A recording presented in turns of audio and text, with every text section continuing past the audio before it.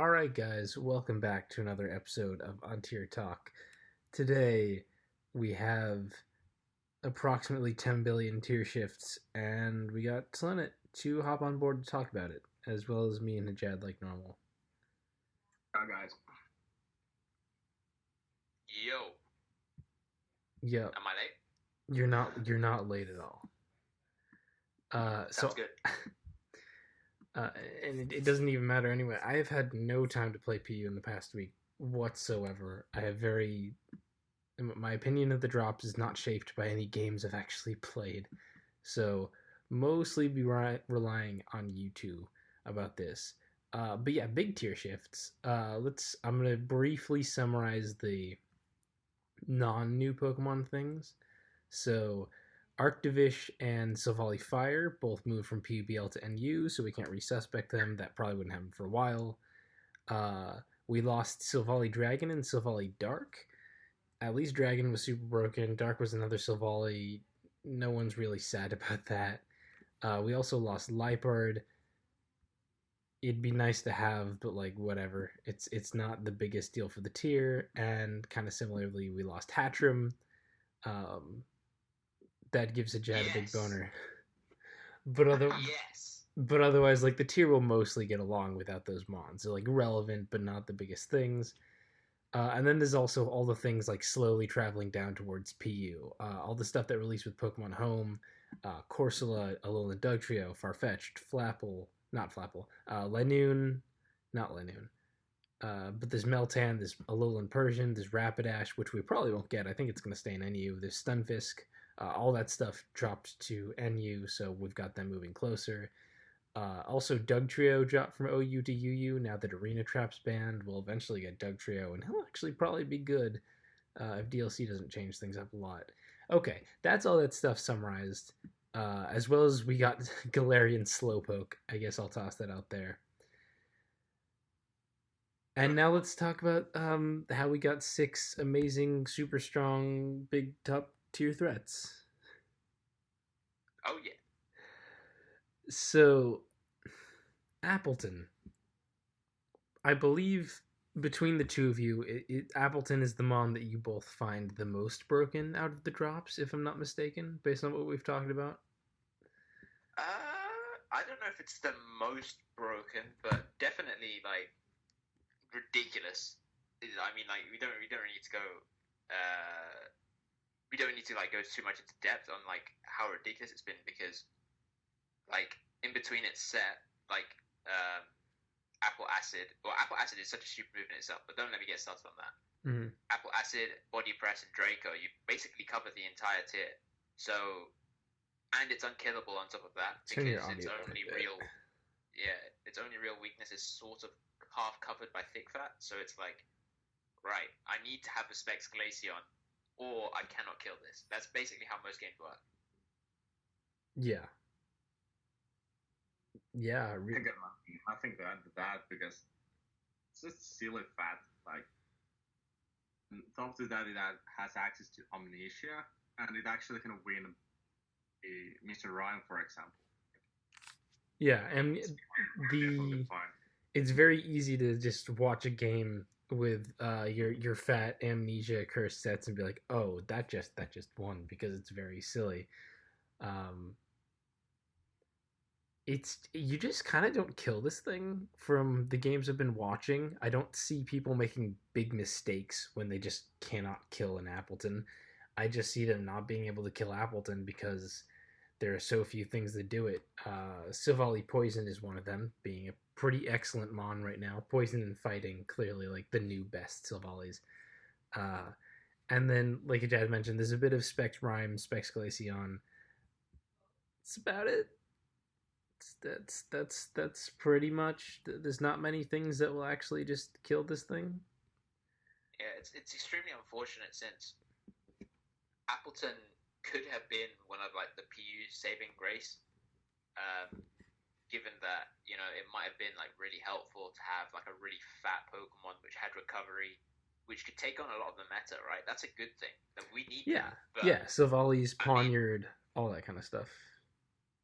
Yeah, but the thing is, the thing that puts it over the edge is a mixture of Apple Acid and Body Press.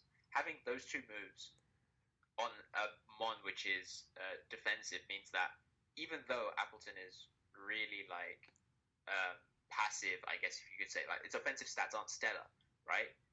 Having Body Press allows it to take on all of the things that Apple is resisted by Apple Acid in like a short to medium term, and nothing can take on Apple Acid in the long term. Mm-hmm. So keep spamming it, Spadef keeps dropping, and there's no real way past it. So yeah, it's just hella unfortunate. I think if it didn't get Body Press and it got like Giga Drain instead of Apple Acid, like it would have been so good for the tier. But yeah, it's just unfortunate that it had to be like this. Yeah, and unlike most higher tiers, pretty much all higher tiers, PU's never really had super strong or dominant fairy types, because those just tend to be better and stay in higher tiers, and we're stuck with like Meryl and Mr. Mime. And that's clearly how you're meant to kill this thing, given thick fat. Yeah, we just don't have the devices to get it. Like even if we wanted to get like a bird in, I mean, like what birds do we have in PU? Like Savali flying was ridiculously So broken. So what's next? It was like Rufflet. Do we have Rufflet? I guess. Yeah, there's Rufflet. There's one other bird. Vullaby? Volaby and Togetic and Vespiquen are all defensive. Hey, Dartrix. That's a good one. Dartrix and Default is fairly fat. You're kind of breaking up. What did you say? Dartrix. I how to pronounce it proper, but it's actually a genetic wall because of the. Oh yeah, Spore Meanie. Yeah. No, there's no other bird. I could have sworn there was another bird. But looking down the VR, I'm not seeing it. So yeah, I won't say with 100% certainty that Council's going to ban Appleton, but it just looks like really problematic. It's very difficult to be like, here's a mon that you cannot kill and breaks like the entire tier, but it's okay because it's slow. It's like if Silvally was slow, but then almost stronger in other respects. Like Silvally can't do fat, recover, curse, amnesia boosting stuff that Appleton can do. It's very tough to deal with. Yeah, I hope people don't blindly vote do not ban just because it's a fat mod, because I mean, like if I don't know, Arceus dropped, you don't want to keep Arceus in the tier, so just because it's fat, you know what I mean? Yeah. Bad example, but still. Let's move on to a less broken fat mon. The next thing that dropped is Crustle. Crustle being one of the drops that no one's really pointing out as broken. I don't know why, to be honest. I think it's actually one of the better. Well, I mean, the drops are all ridiculous, but Crustle is really, really, really good. Like it's scary. That thing is very good. Yeah, I will say I've seen very little Crustle because just I guess the drop that's interested people the least, which kind of surprised me, and I'm only just watching what other people are doing. And when I do see it, it's all like heavy duty boots, rocks plus spikes, which don't get me wrong is pretty good. Hazards quite nice right now. Our removers are still questionable. It's the first good rocks plus spikes mon we've had. All of that. But I've got to think there's got to be a lot of merit in the Shell Smash sets too. So I don't know. Yeah, that's one of the things using Crustle. It takes more skill as well, like setting up it properly and avoiding something like Hitmontop hitting a Mach Punch against it after breaking the sturdy. So it's calming, I bet. Like give a month for it, and people actually realize how to get rid of things like on top, and it just after +2 and weak armor activated, there's nothing to actually stop it properly. Mm-hmm. I think whilst Crustle is, I guess, a decent mon defensively, I think with the Shell Smash set, it feels a lot like Caracosta from last gen, where it will get a turn to set up somewhere in the game. There will be a turn where it gets set up, especially with heavy duty boots, because you get guaranteed sturdy. So it will set up. The question is, do you have the devices to revenge kill it effectively? and that also sort of plays into the fact that do you have something to break its sturdy? Like you can't afford to have something on a team now which just allows Crustle a free setup opportunity. Because if Crustle gets a smash off and doesn't need to break its own sturdy to get its smash off, then it's a problem. But yeah, I feel like it might warp team building in that way. Also, there's not too many checks to it at +2. Of course, you have your Manectrics and your like Raichus and all that like fast stuff, all that fast good stuff. But I mean, it's still a constraining thing to have to think about. But then again, do you really need every time the sturdy? Like it's really fat without any kind of. No, you don't. You need it for special mons, but not for anything physical, really. Yeah, exactly. Like you can go with the weak armor in most of the scenarios and just get the +2 extra boost, and you're already faster than a Manectric.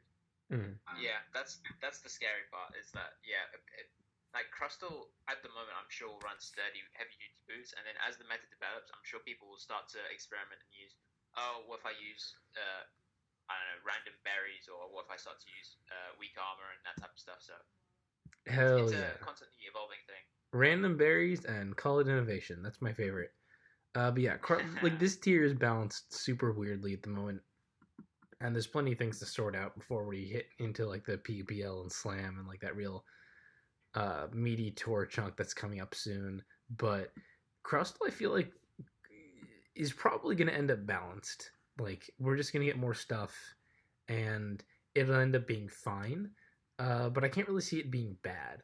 Just because the one thing that PU really lacks, no matter what, even if we get more strong setup sweepers and whatever, I don't think we're ever going to get something that's like that level of the Rocks plus Spikes utility. Our hazard control is never going to be great. And one things that higher tiers don't like giving us is the hazard centers. Because like they go, oh, these are the hazard centers, like these are the ones I want to use. And you're not getting them back. So I really cannot see Crustle like ever being bad. Maybe it'll end up being broken and banned. I don't think so. But yeah, I think it's here to stay relevant for like the whole meta. Yeah, I think if it stays, it will be a pain for people to deal with. But I think it'll come to odds eventually. I think we'll either find out quite soon if it's broken, or we'll find out like I guess towards the end of the meta if it's worth keeping. Mm-hmm. Okay, let's talk about the white sheep of the drops, which would be Dubwool. The one that is maybe broken or maybe completely balanced and not even close to broken, and maybe Cotton Guard and Body Press is the best thing it can do, and maybe that sucks and it should be using like any other set. This seems to have like the least consensus about what it's supposed to do. I think Dubwool's good but not broken. Some people think like, oh no, bro, Cotton Guard Body Press is like ultra broken. I don't actually know where you guys come down on this one. Yeah, go ahead. Let's let speak first because I guess mine is a bit more like philosophical. Well, for me, it's more awaiting when people actually realizes that the fourth slot should be like a Thunder Wave on a Dubwool that actually can also cripple common switches like Agoragist, and you just pair it with something, the ridiculous thing, for example, substitute Silvally, and boom, you have a card that you still cannot break without being lucky, basically. Is Thunderwave really the best crippling move it has? Yeah, it is. It unfortunately doesn't have access to Toxic. Well, I think that's a good thing, but I don't think it actually needs Sleep Talk at all because it's fairly fat and Fluffy just boosts it up. Like, I think Ejed actually pointed out quite well that you really want to prep against Dubwool every single time. You're basically flipping a coin if there is one or not. And it's that we don't have any ghost types really outside of a Gorgiest. That is just set up fodder for a lot of other things. Yeah, I'll look through its move pool. It's got like all these boosting moves, and then the coverage is like Zen Headbutt and Wild Charge and Bounce. It's got Copycat. I bet you could do something fun with Copycat. Hey Jed, you want to get philosophical? Okay. So, I don't remember. Did you guys play Oras Enu at all? I mean, yeah. No. So, do you remember playing Malamar or having to prep against Malamar? Yeah. I mean, I didn't build for that. I just played some, but yeah, Malamar is kind of silly. I feel like this is a very, very similar Pokemon to Malamar in Oras Enu, because Malamar had the same sort of problem where it was like, okay, if you had a Psychic type with Signal Beam, Malamar was not a problem. If you had a Ghost type that could take on Knockoff, Malamar was also not a problem. But if you didn't have either of those two, it was instantly winning. And when I mean instantly winning, it was instantly winning, right? So, in and of itself, that is quite I guess, like an uncompetitive thing to think about, because you can't just have a Pokemon which is like, this is the prep, this is the Pokemon that you need to run to counter it. So let's say Gorgai Super is that mon. Let's say you have to run a Gorgai Super. You can't go to every single person in the meta now and just say, okay, well, here's the Gorgai Super. This is the definite counter to it. It will counter it 100% of the time. But if you aren't using it, you will lose. Mm-hmm. Or it will be at least very likely to lose.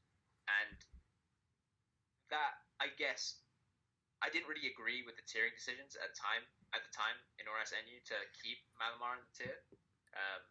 And I feel like I have to be a bit consistent here and say, okay, we can't reasonably keep double in the tier if it's going to constrain building into these like 2 or 3 Pokemon, which are the ones that actually take it on, like Gorgeist, and I'm sure there's a couple of other ghost types that we can use, like Trevenant and whatever, but it's going to mainly center around Gorgeist now, and I don't want to have to build a team where, okay, well, here's my Gorgeist for double, and next, you know what I mean? Like, that's not something that I think is right. Is quite healthy for the tier. Now, I will say, to be clear to people, yes, it's not only Gorgeist. Gorgeist is the biggest thing. It's also really important for stopping Phalanx right now. But you've got other things, certain Behem sets.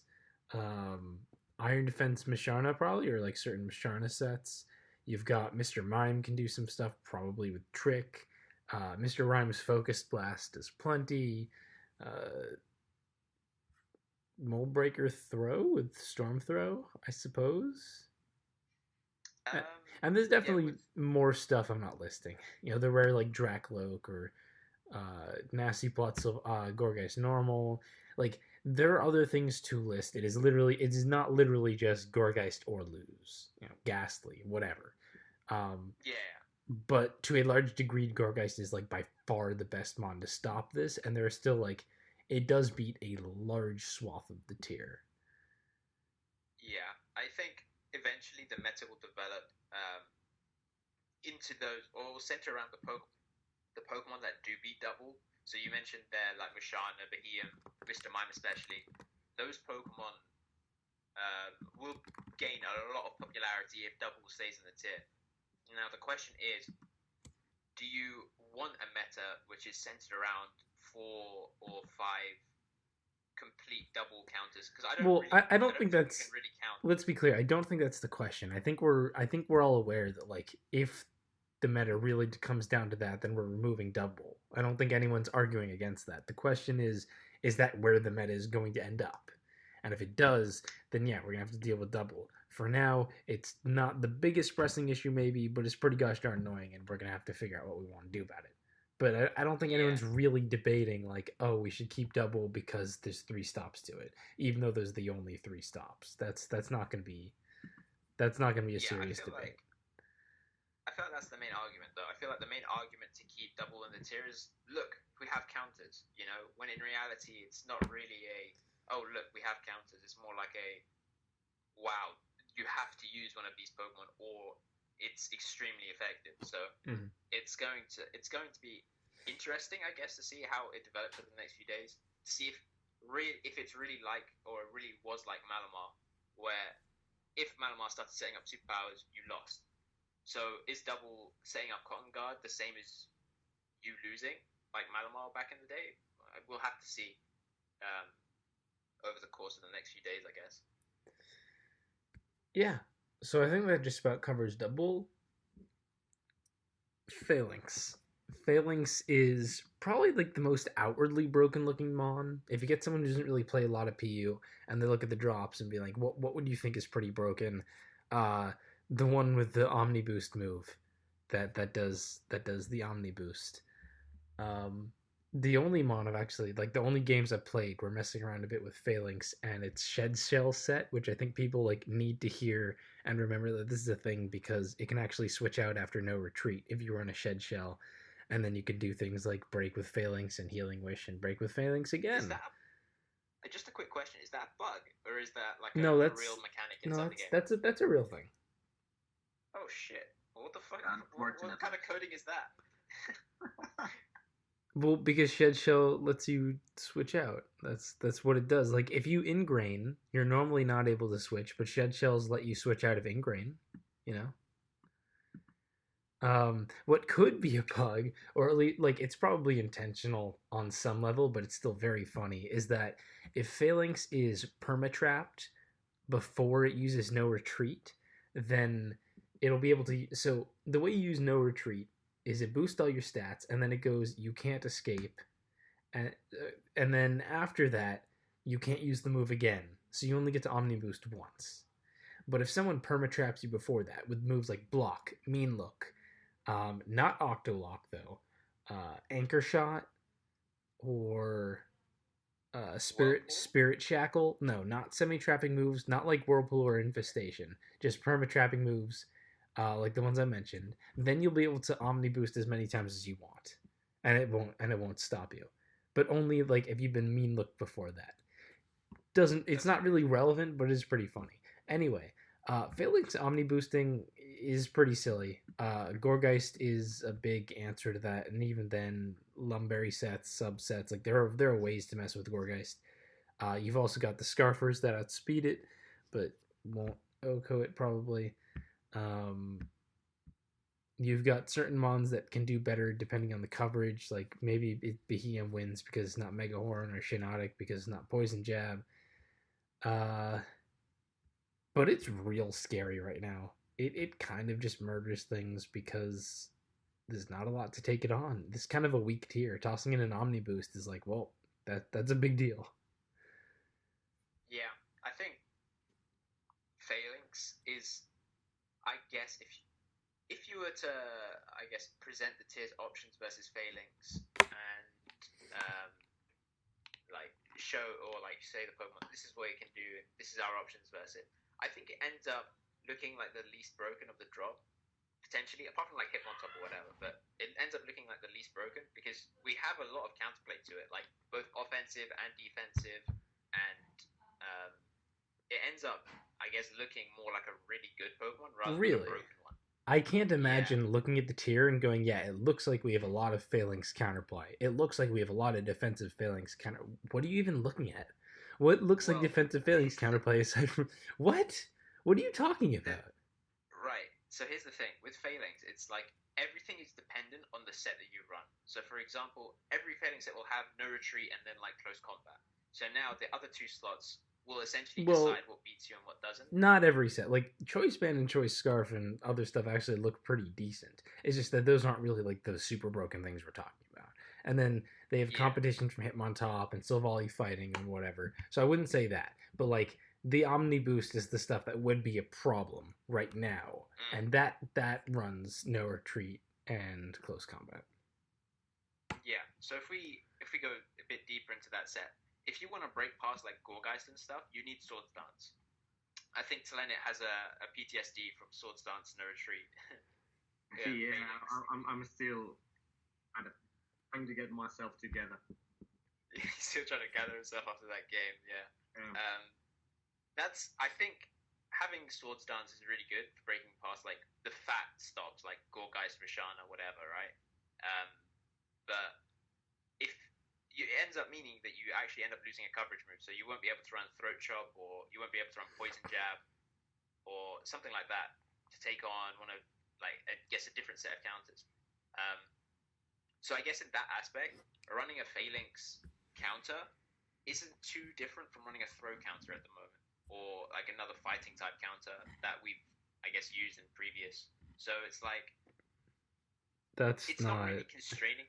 It's not constraining the tier too much. I feel like the main argument for it is that it's a much more efficient cleaner than Silvally because you don't have to set up a flame charge to get it going. You just need to set up a no retreat, and then you become really difficult to revenge kill.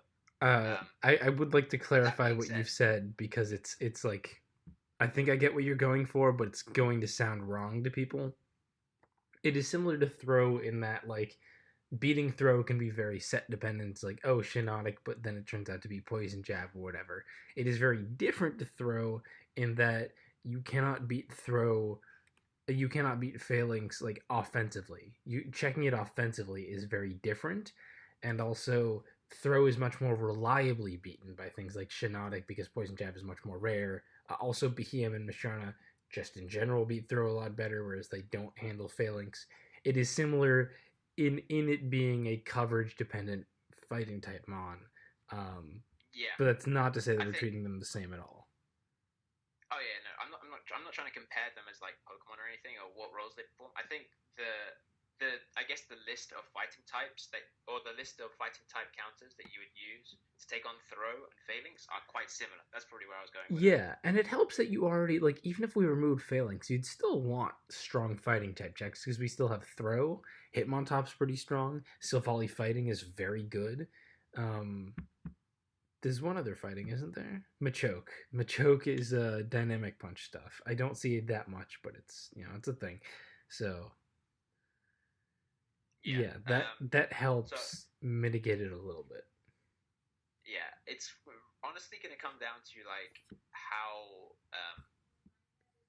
well we can revenge kill phalanx because we do have things that are faster than at +1, like Manectric, Mr. Mime, just to name a few things. Scarf Ghastly. So it's going to really or Ghastly. Like there's loads of things that you can use and that can hit it, I guess, either super effectively or neutrally for quite a lot of damage.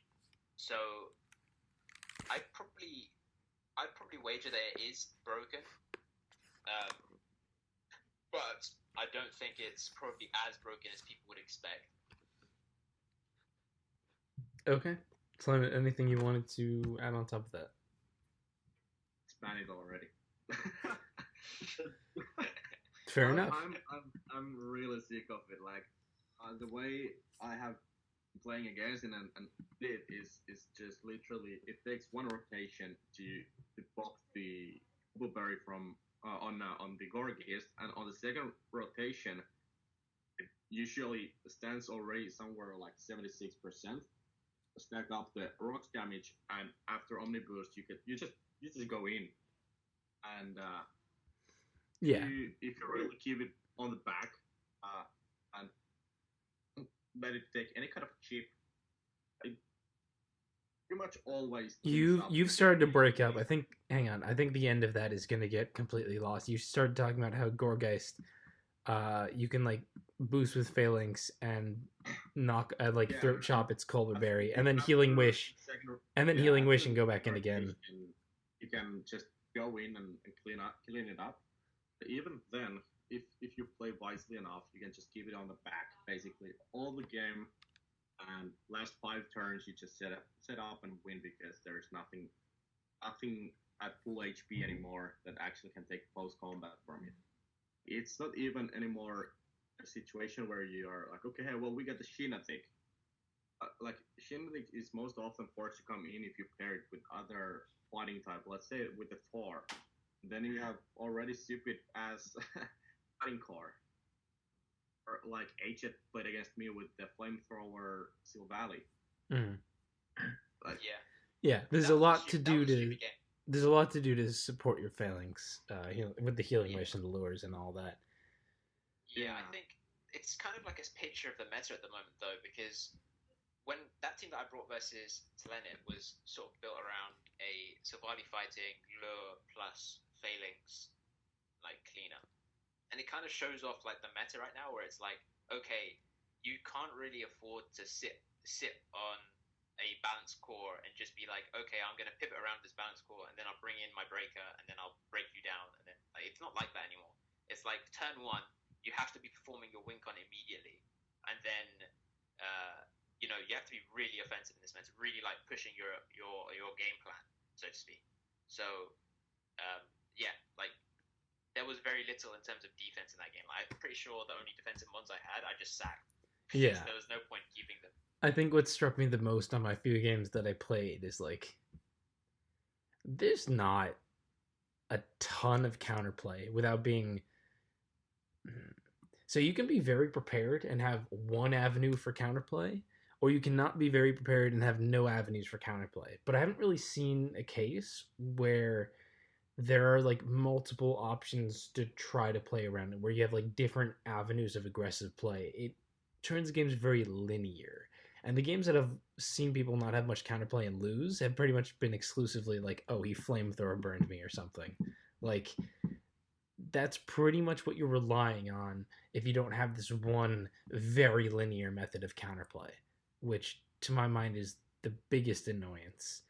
Because you can contrast that with, I think, let's jump right into Mr. Rhyme being the other thing that's like potentially super broken. Mr. Rhyme, I at least feel, has a billion sets, but they all kind of do very similar things, and for the most part lose to similar methods of playing and give you a lot of different options in how you want to approach it. Not defensively necessarily, because it's incredibly strong, but offensively, you kind of get a feel that there's more than one way to face this thing. Even if you're using like the exact same team, there are different ways to go about trying to handle Mr. Rhyme and beat it offensively. And I think that to me is why it hasn't looked quite as bad as someone who's, again, still only really watching the games. Even though it's incredibly strong, it has a billion different options, it can do all this, and pretty much nothing beats it defensively, and good lord, this thing's strong. That's been my impression of it. And then you add a spec set and over predict every single switching, and you just smack everything. Like, those nasty specs are very like unplayable, but specs it just drops everything. Like, there is no real switching for it. So far, I have been playing like if there is something like Clang, it takes like 80% per focus blast. Mm-hmm. It's switch. Yeah, I didn't we play? I think in that same game that I played versus Planet, his way of beating me was breaking through Mawile quite early with Mr. Ryan. Even though I Spadef, Spadef Mawile, I took 40 from Shadow Ball, and then my Spadef dropped. But then it was like, wow, this thing did 40 to a Spadef Mawile. That's quite crazy, and that wasn't even Focus Blast as well. Like, Focus Blast would have clean 2 KO'd a Spadef Mawile, which is, you know, it's kind of scary to think about. Like, Mr. Rhyme has something for everything, and I feel like that's going to be what defines it as either broken or not. Is like how much do you have to change your Mr. Rhyme setup to be able to beat the counter of the week, so to speak. Like, if people start using Assault Vest Mawile, what's it going to start doing? Is it going to start running Iron Defense, or is it going to go Nasty Plot, or is it? Yeah, there's loads of, I guess, different options, and I guess the most popular option will be the one that I guess takes on the most shit. For sure. So yeah, people should be looking out for specs, Scarf, utility spin, Nasty Plot sets, possibly Calm Mind Iron Defense stuff. And then as soon as like one thing gets really popular to start beating it, maybe it's gonna, I don't know, encore your Poniard into Sucker Punch. Or I don't even know. It's good. It's better than Glaceon and Lapras in terms of like, whoa, crazy strong icebreaker. I don't know that I've watching it felt it be as uncounterable as you're talking about, but I can definitely see like how playing against it would just be so much worse. This is a weird one. Honestly, I would really like to have like the time and freedom to suspect this mon instead. I think that would be a problem for overall handling the tier in general because we've got like all these drops to worry about. And Silvally fighting and poison are crazy good and strong and broken right now. And then who knows what else is going to pop up. So I don't think there's really time. But I would like to give it like let's look at this mon in the meta for 2 weeks and then see how we vote. That would be incredibly nice. And if we do have to nuke it now, um, I want to resuspect it. I want to look at this mon. It's really interesting to me. I would definitely prefer resuspecting it just because now the way you most often are checking it is using another broken stuff. Mm-hmm. I don't see that being really that healthy way, like checking broken thing with another broken thing.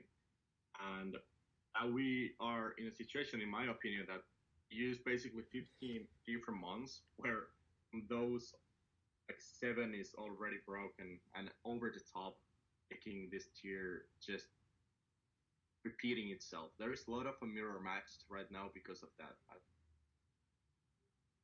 For sure. Okay, last mon, not so broken at all. It's Hitmontop, the thing that we've been waiting for like a million years, and we finally get it. And it's in a meta with like 3 other better fighting types, and we just got a cool new spinner too. So it's oh okay, whatever. Like Hitmontop's cool, but holy shit, for a mon we've been waiting for this long, like I do not care that it's here at all. Yeah, it's like with uh with the current meta that we have, it's just sort of like, oh, you're not broken. Oh, cool, sweet, nice. Moving on now. It's I think it's going to be a cool one. Like in the long term, it's going to be a decent spinner. I think it will find its way in a balanced meta at least onto a lot of the spikes heavy styles of teams because it's not not a reliable spinner, but it is a spinner with defensive utility. So it's got something going for it in that case. Um, I think offensive sets eventually might actually be one of the better things about this one, just because of like technician, it's got loads of priority and stuff. I think it's just a super cool thing. I'm glad we have it. Yeah. I've mostly seen offensive stuff with Aerial Ace and not so much like any Intimidate defensive. Probably because our best breakers are like, haha, Appleton, haha, Mr. Rhyme. Like, it's just a lot of strong special stuff. And then when you run Intimidate and you want to be physically defensive, and then Pawn, you're just Defiant Ironheads you and knockoffs, and you're dead. That's. How much does Aerial Ace do to Gorgeist, by the way? Aerial Ace does not. It like chunks it, but not enough to be like, oh man, Gorgeist has to stay. Hang on. It has actually shot with life up to his KOing. It does, but like for like your basic offensive, if it's not like Life Orb or Band, it's like it'll chunk it, but you're not gonna be like, oh, I have to keep killing at my Gorgeist every single time, or this is gonna cleanly 2KO me quickly. So you need to really commit to like that fully offensive to be a big threat to Gorgeist. It is kind of sad because it also beats Stonejourner, but Stonejourner has suffered a lot with Phalanx, throw, Silvally fighting starting to really pop up a lot. Crustle being a go-to rock type, Appleton being able to take it on. Stone's definitely dropped a little bit, and that would have been like the big thing. Intimidate Hitmontop is meant to beat. Yeah, I feel like the rock, I guess, Pokemon took a big hit just because of the popularity of the other things. But I do think that there is still room for Stonejourner to be broken, even if all of these things are quite good because, you know, Heat Crash and Earthquake and Heavy Slam, all those moves, they don't just disappear, I guess. Like, they're still viable moves. You can click on the Trace Bandit. Stone is still absolutely good. It is absolutely good. Don't get me wrong. But those things popping up. Also, Scarf is not as good because it doesn't outspeed Phalanx. It's weird to see what's taken a hit and what hasn't. Like, I feel like Ludicolo still, that's another thing that is mostly the same, but just Appleton being here alone has definitely taken a little bit of its luster out. And even things that haven't been directly checked, like I haven't seen much Leafeon, which shouldn't change a ton, to be honest. Like, just run X's around your Swords Dance sets. But just because we have all these different strong breakers that are more desirable, I've just been seeing a lot less Leafeon. I guess Silvally Poison has a bit to do with it, but like we had a lot of Silvally Dragon beforehand. It really just feels like, oh, we have so much other strong stuff. I can't work out how to use Leafeon. What's the point when Appleton's so good, you know? Anyway, this meta is a little whack. By the time we record next week, maybe we'll have done a quick vote. If not, we'll do it pretty quickly after that. Like, there's definitely going to have to be a bit of a culling pretty soon here. Trying to balance out the tier as much as we can before we move into June, because that's going to be PUPL and PU Open, and then after that, after we get the DLC, I really want to start hitting those resuspects for whatever we get rid of. So that's kind of where we're at the moment. Any final meta thoughts, like big overarching meta thoughts from you guys? Fuck Hattrem. Fuck that thing. Yeah, I'm on that train actually as well. Meta just got a bit better. It just got better. We'll get rid of the broken stuff eventually, but thank fuck we lost Hattrem.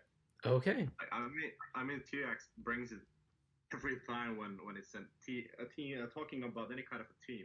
I get this asked these Silvally and oh yeah, then there's this healing wish on there in the crime. Okay, well these must be already a good team, like.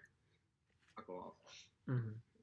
Okay, then I think it's time for a very brief Jad's Gimmick Corner. Sweet.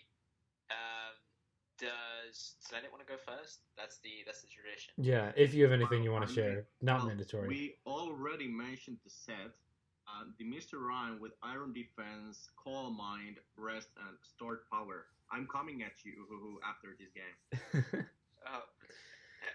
Yeah, because there's Poniard and there's nothing else. It's actually it's stressed because of all the toxic users we have. Okay, right, yeah, that makes sense. Black Hole as well, but for longevity, I think the rest is better actually. Okay, yeah, that makes sense. To be honest, with the rest, it's like, well, it's like. We know what it's like. How good are you at setting up Mr. Mime, with like Iron Defense and stuff? It's okay. I feel like it might. Come on, let's do your thing. Do your thing. Hitmontop, Fake Out Mark Punch Technician. That thing is fun. That's a fun thing to run because dual priority is a really cool thing, and we have loads of dual priority things actually. So yeah. Fake Out Mark Punch on Technotop would be actually super fun. Really? There's Pikachu. Yeah. Like, there's plenty of priority, but there's not a lot of double priority. Oh yeah, no, but I'm saying it's cool because it's Hitmontop. Oh yeah, yeah. I've seen a surprising amount of Bullet Punch in replays, and that seems doo doo, for what it's worth.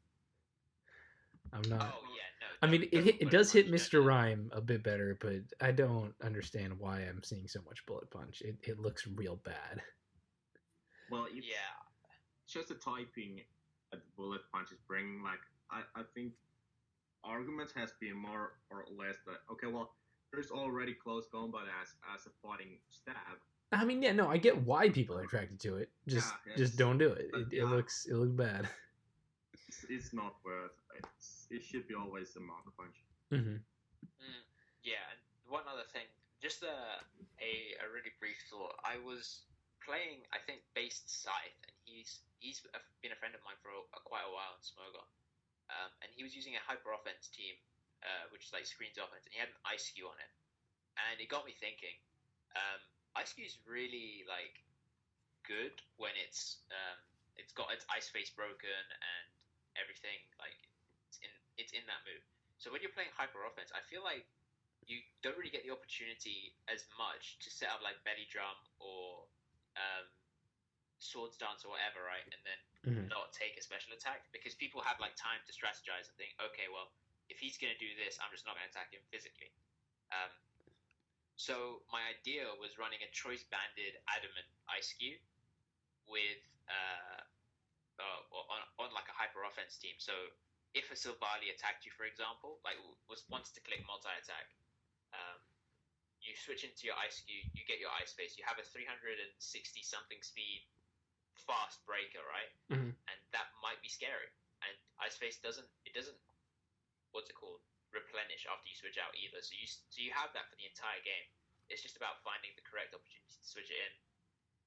Yeah, I think the issue is mostly how that like kind of necessitates you keeping rocks off a lot, because it doesn't quite have the bulk to do that and want to switch out and come back in if you're not like keeping rocks off at all times. But we have Rhyme and Hitmontop, so that got a little bit better, I guess. Thanks everyone for listening. I think that just about wraps it up. Sonnet, thanks for popping in and covering for me, because I have not played this game in like a week. Good luck in all your kickoff games, and Godspeed.